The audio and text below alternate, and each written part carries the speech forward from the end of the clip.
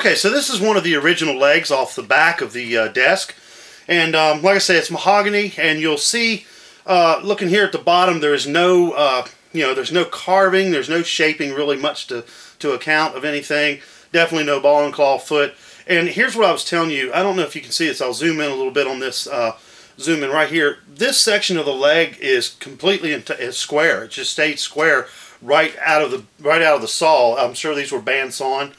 And normally, like I did a Queen Anne lowboy here a few years back, and those legs, of course, were round. They started out completely and totally round, right around the ankle area, and as they moved up through the leg, they kind of got a little more square, but not really. They were rounded all the way up, and then of course in the knee section they were really round. But this leg, as you can tell, is different in that it is square halfway up its length. It doesn't start to round out really till about this area right here. So kind of different, but easier to make. So as you can see, this leg sustained a lot of damage right here where it connects to the table. And the reason for this is pretty obvious, but you might not have just given it much thought. But what it's from, and I'm sure a lot of you have done this, and you're probably going, yeah, I have done this. You probably grab a table, okay? You pick up on the front of it, and then you drag it or pull it away from a wall, maybe to get in behind it and clean it or something like that, or just to move it around. That's the typical way people do it. I'm guilty of it. I'm sure you've done it. Don't do it anymore, okay? Stop. From this day forward, don't do that anymore. This is the result. And what you got here is, this has been doweled, it's been nailed, it's been screwed and glued, and screwed is the word because this leg is screwed. There's nothing salvageable about this leg, really. There's two knee blocks, they call them, that go on each side right here, and there's not even enough wood or meat in there to even attach those anymore. And you can see the damage right here that this leg has sustained. This is a nail hole. This was a 16-penny nail that some goofball drove right through the leg into the apron of the table or the desk, the underside of the desk, in hopes to maybe try to get this to stay on. Never, never, never drive nails into your furniture. Okay?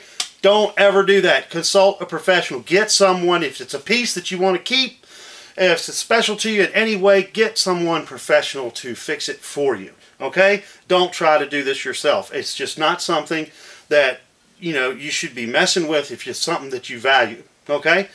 So anyway, this is mahogany, like I mentioned earlier, and we're going to make two of these. So the first step is you need to develop a pattern, and that's exactly what I've done using this leg. And I'll pause here just for a second and move some things around, get a better shot with the camera, and I'll show you the pattern that I made from this leg that we'll use to make our two new ones. Okay? So let me get everything moved around, and I'll be right back with you. Okay, so once again, here's the original leg that you saw in the previous shot. This is the pattern that I have made from that leg, and it's pretty much just a tracing. In fact, it's exactly that. It's just a tracing. I set this on top of a piece of 1/4 inch. This is like a Luan underlayment plywood I used, and I just ran my pencil around the edge like this, and resulted in a tracing. Now, first thing, a lot of you are probably going to say, well, that makes the tracing or the pattern oversized, but I like that. I want it to be oversized because that gives me a little bit of extra meat on the bone, if you will, on my new blank to shape and finalize the shape and the size and everything. So that's okay. Now, you don't want it overly huge, but a little oversized pattern is an actual good thing. The more important things to note are, like this, these transition periods are places of the bottom detail here. You want to make sure that the center of this is the same distance from the bottom on your pattern that it is on the original leg. Things like that. Where this curve starts up here, make sure that's the same. And you just do that by taking some simple measurements, making some notations on your pattern.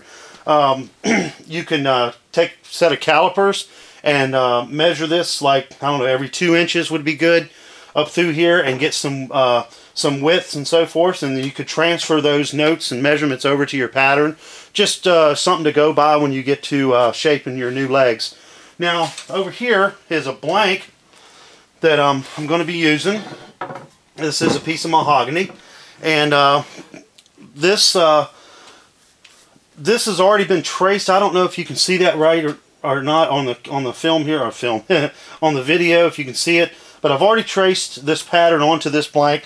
This blank is essentially ready for the bandsaw. And what you do is you trace it first on one face, like this, and then you just flip your pattern right over, like this, and you trace it down here on the other face. So what that results in is this area right here is our leg, and this section over in here is all going to be waist. So we'll just cut that out. And you'll see better what I mean by that when I do get it cut out over at the bandsaw. So that is going to be the next step, the actual sawing of the blank. And then after that, we'll do some shaping and so forth. But stick around, subscribe. You can follow this link right here to subscribe to my channel. And love to hear your comments and suggestions and so forth. And you know, follow along with me. We're going to do this video series all the way to the end, where you'll actually see this leg on the finished product. So should be exciting and fun to do. So stick with me, and we'll see you on the next video.